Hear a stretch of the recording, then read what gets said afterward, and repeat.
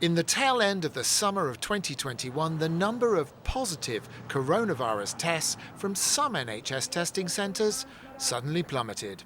Basically, Gloucestershire was in line with the average. The rate of infections per 100,000 people was pretty much exactly the same as it was across England. And then suddenly it fell off a cliff. But the drop in cases wasn't real. Instead, across Gloucestershire and much of southwest England, a serious public health incident was unfolding, and at its heart, a private testing laboratory in Wolverhampton, Immensa. Hello, good evening. All COVID testing at a privately run lab in Wolverhampton has been suspended. It's estimated 43,000 people may have been given inaccurate negative PCR results. Potentially I could have been spreading COVID. We would expect people have died as a consequence of this. This man is one of the government's own COVID community leaders, and he actually spotted the problem 24 days before Immensa was finally shut down. He tried to alert the government, but no one would speak to him. It was profoundly unhelpful. It was like, I'll get back to you, I'll get someone to speak to you tomorrow. The most urgent it was when I said, well, I'm being interviewed by my local radio tomorrow, so can I speak to someone? And suddenly it was like, oh, we'll get someone to speak to you. But even that didn't happen. Based inside this building on Wolverhampton Science Park, this wasn't the first time Immensa had been engulfed in problems. In January of 2021, the company featured in a Sun on Sunday exclusive, showing staff apparently fighting, drinking and sleeping in the testing lab. We've still not been told officially how many people were actually affected by the problems at Immensa, but it's estimated the company sent out around 43,000 incorrect test results from these labs in these buildings behind me in Wolverhampton. And that means people who had coronavirus but were told they didn't. And even one wrong result can lead to an explosion of cases. I lost my sense of smell a couple of days later, so I went for a third PCR. I'd had a positive lateral flow as well. Went for a third PCR and that came out negative. Despite positive lateral flow tests at home and very familiar symptoms, Immensa told Monica Marshfield and her son that they didn't have COVID.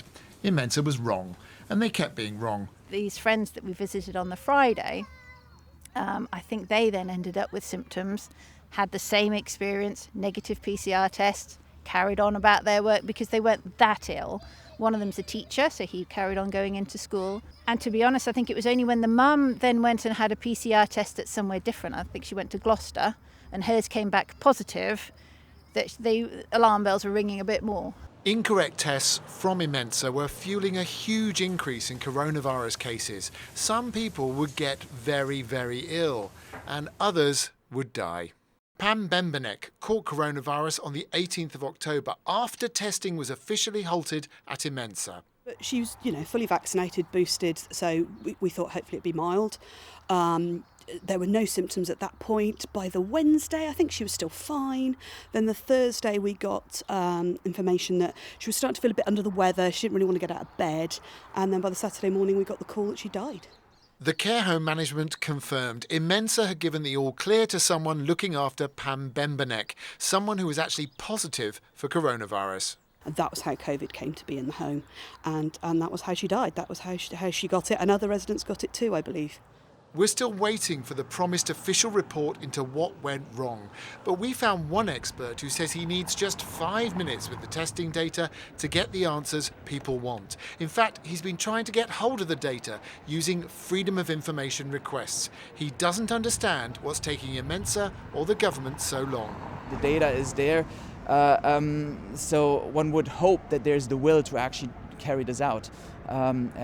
So far, we haven't been particularly lucky in sort of securing access to this data. Neither Immensa or their parent company have responded to any of our questions.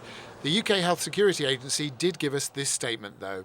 A full investigation remains ongoing, and we will provide an update in due course. We cannot comment on any information that could form part of these investigations before they are complete. But the people we've spoken to want to see that investigation and get some answers.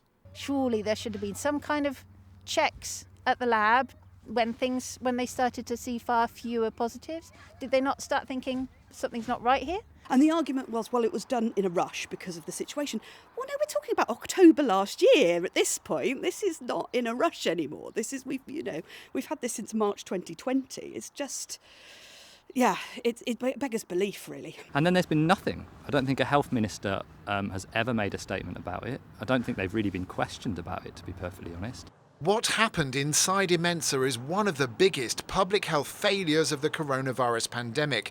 6 months on, it seems no one from Immensa or the government is in any hurry to explain what went so tragically wrong.